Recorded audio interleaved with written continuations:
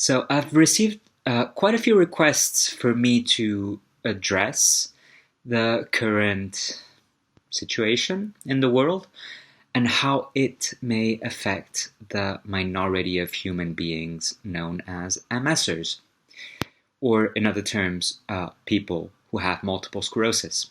So if you're one of those, and if you're wondering how this situation may affect you, stay tuned.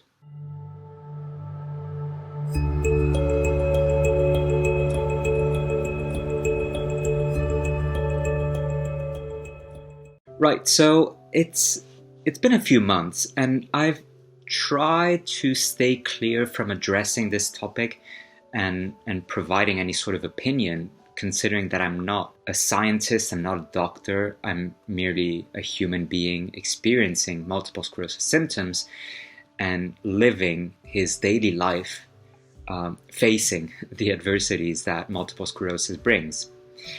So I really didn't want to share too much information that may be considered, reliable in any way. And therefore, disclaimer, guys, that this information is in no way proven or is in no way, research. Well, research, yes.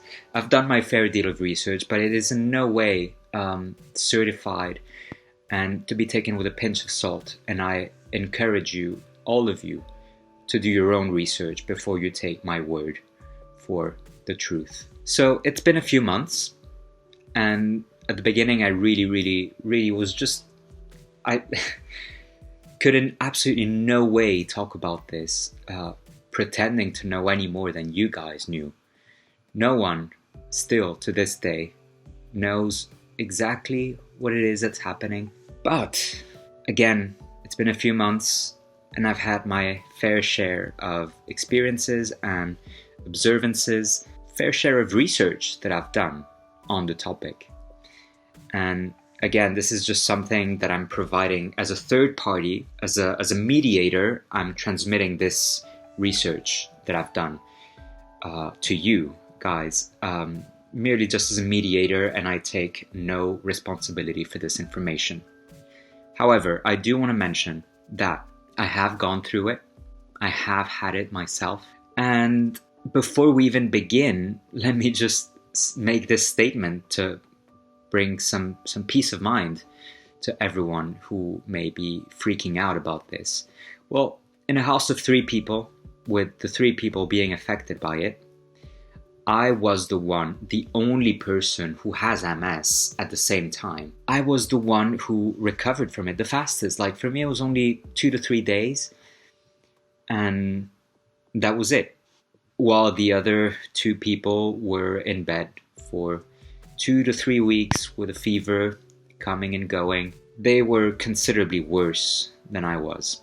I hope that brings some peace of mind to you people watching this video that may have MS as well, and that may fear that since you have MS, since you may be taking a disease-modifying treatment, may be at a higher risk of, developing a more serious course of the disease. Well, that is not necessarily so.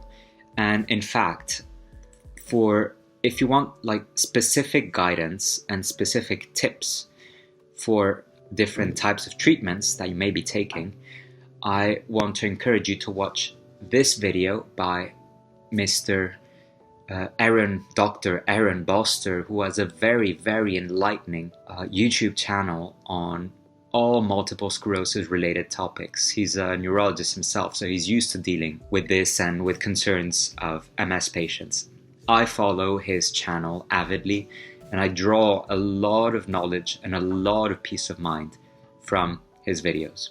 So that being said, I want to say to you guys, to merely just from a philosophical point of view, from a humanist's point of view, to try to practice some detachment from this whole situation. See if you can meditate a lot more and try to not let all the anxiety that is caused by the current state of events take possession of your thoughts and to bring them into a whirlwind of anxiety and nervousness and stress. We all know how anxiety and all these negative emotions and negative feelings may bring a worsening of our condition. Like, it may worsen our condition, which it has in my case. Like, the nurse told me specifically that this was caused by that. And secondly, the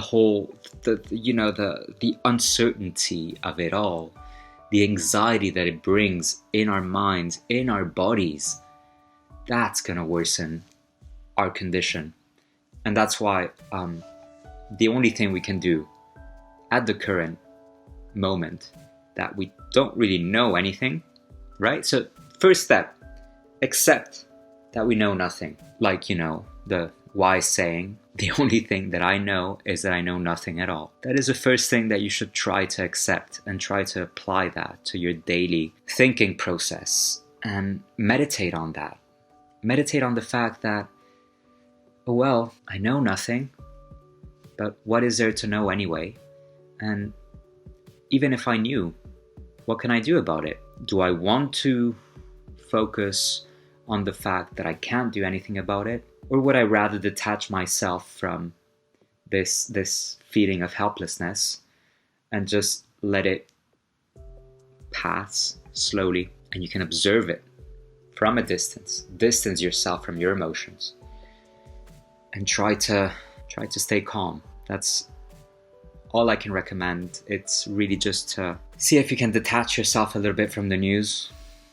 It's a difficult time to, try not to follow the news obsessively and, drive yourself crazy watching these news on repeat, hoping to get some clarity, hoping to get some answers to your doubts and your fears. But see if you can just accept that these fears are there, and you don't need to let these fears be necessarily yours. You can observe them as entities just passing in front of yourself.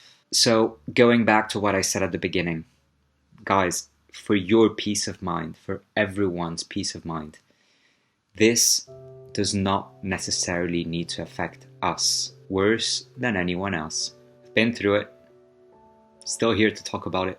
Like, it's been confirmed that I've been through it, and I'm still here. So guys, I wish you all a lot of peace of mind, well-being, mental dissociation from your fears and anxiety. And I really hope that all of you can stay well and, detached from it all, and sane from a mental point of view and from a physical point of view. Take care, guys. See you soon.